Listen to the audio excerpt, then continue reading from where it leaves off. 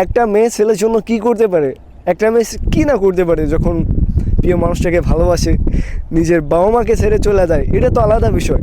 যখন একটা মেয়ে বিয়ে করে নিজের বাবার বাড়ি ছেড়ে শ্বশুর বাড়ি যায়, যে মেয়ে কোনোদিন ভালো করে কাজ করে না সেই মেয়ে শ্বশুর বাড়ি যে থালা বাসন পরিষ্কার আরও কি না করে, কি পরিমাণ পরিশ্রম করে একটা মেয়ে জানে একটা ফ্যামিলিকে যদি আমি সুখে শান্তিতে রাখতে চাই একটু তো ত্যাগ দিতেই হবে। সে জানে যে আমার পরিশ্রম করতে হবে, আমার থালা বাসন মাজতে হবে, এরপর কিন্তু সে বিয়ে করে। একটা মেয়ে হাজারো কষ্ট বুকে রাখলেও বলতে চায় না, প্রিয় মানুষটাকে বলে, প্রিয় মানুষের সাথে শেয়ার করে।